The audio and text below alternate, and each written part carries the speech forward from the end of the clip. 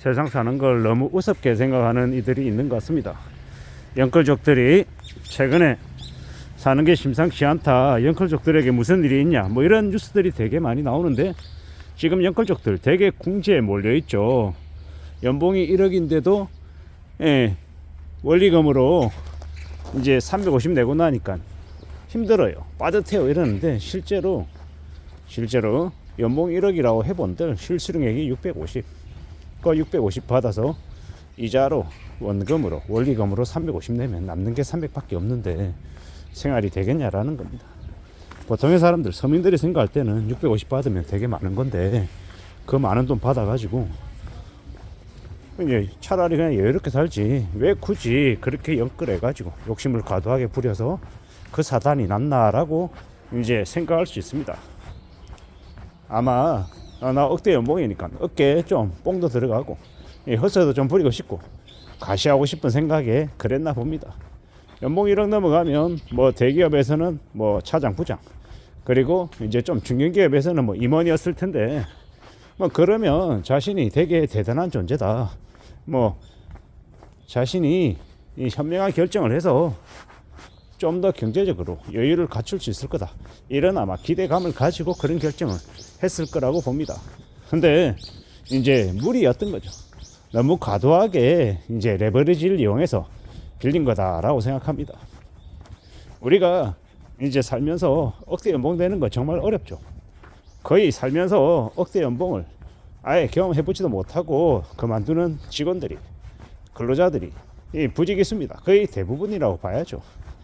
극소수만이 대기업에 이제 관리직으로 높은 자리까지 올라가고 해야 받을 수 있는 돈입니다.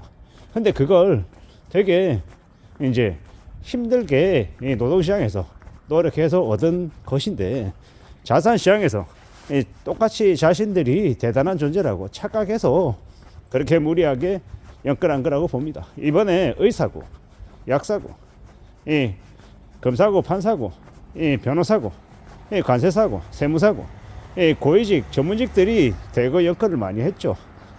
그들이 능력이 되니까 돈 빌리는 것도 능력이다, 대출도 빚도 능력이다 이러면서 대거 이제 빚을 많이 졌단 말이에요.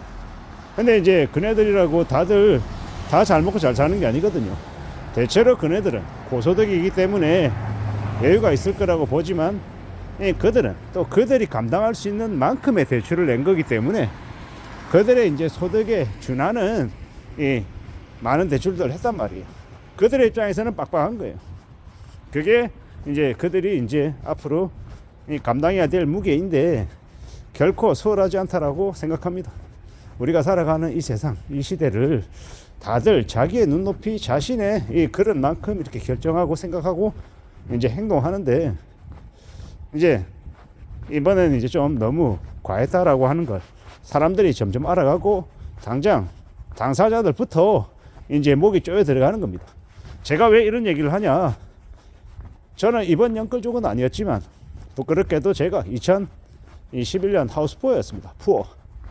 지금보다 그 당시가 그래도 대출 금액이 지금보다는 뭐 적었다, 그래서 별일 아니었다, 그 정도면 충분히 견딜 수 있지, 감내할 수 있지라고 생각하지만, 그게 또 막상 자신의 현실로 닥치면은 되게 힘듭니다. 되게 빡세다라는 거죠.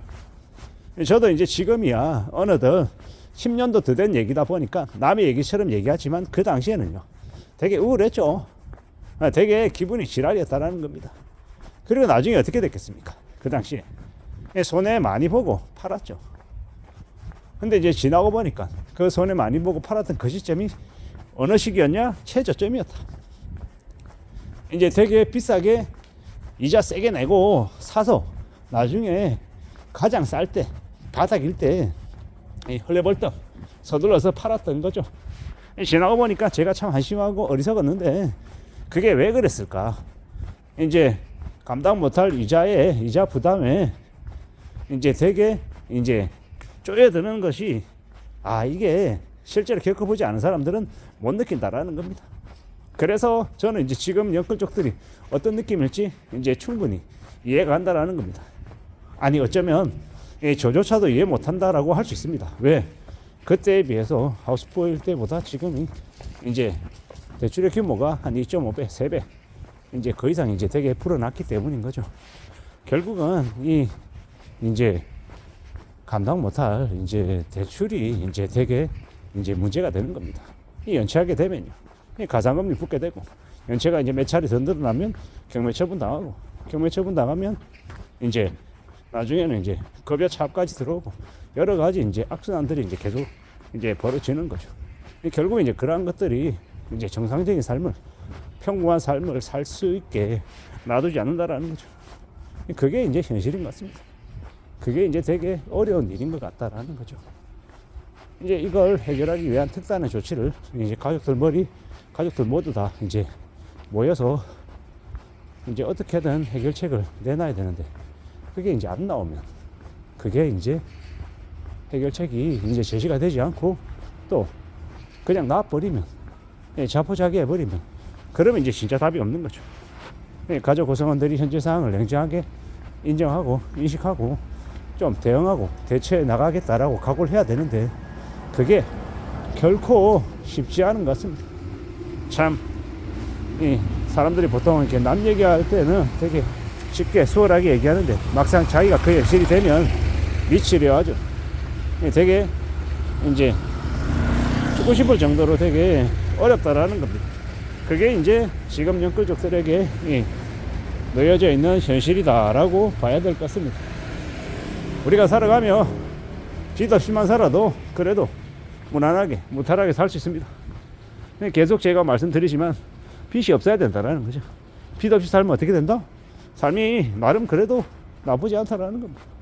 되게 럭셔리하고 되게 우아하고 품잡고 이럴 수는 없어도 나름 그래도 무탈하게 무난하게 나쁘지 않게 산다라는 겁니다. 그래서 말씀을 드립니다. 지금의 시대, 우리가 살아가는 지금의 현실을 잘 견디고 잘 극복하고 잘 지내려면 어떻게 해야 된다? 빚이 없어야 된다. 그리고 또 추가적으로 통장에 돈이 늘어가는 재미를 또 느껴야 된다. 통장에 돈 늘어가면, 통장에 돈이 이제 계속 쌓이면 그만큼 신나고 즐거운 일이 없다라는 겁니다. 돈을 쓰는 재미보다 돈을 모으는 재미를 느끼는 사람만이 앞으로의 시대에 잘 먹고 잘 살 수 있다. 그리고 삶을 주도적으로 살며 또 여유롭게 살 수 있다 라는 말씀을 좀 드리고 싶었습니다. 잘 산다라는 게 뭘까? 이제 가끔 되돌아보면서, 제 자신을 되돌아보면서 생각합니다. 잘 산다라는 거, 뭐 흔히 이 TV나 드라마에서 나오는 그런 부자, 뭐 이런 것들 얘기하고 싶은 게 아닙니다. 어떤 삶을 자유롭게 사냐에 따라서 자신이 정말 잘 산다, 못 산다, 뭐 이런 것들을 얘기할 수 있을 것 같습니다. 아무쪼록 안전하게 살아가고, 아무쪼록 자기가 하고 싶은 것들을 하며 사는 좀 자연스러운 이런 삶들을 좀 생각하면 좋을 것 같습니다. 아무쪼록 안전하게 각자의 삶을 잘 좀 지속시키고 유지해 나갔으면 좋겠습니다. 이상입니다.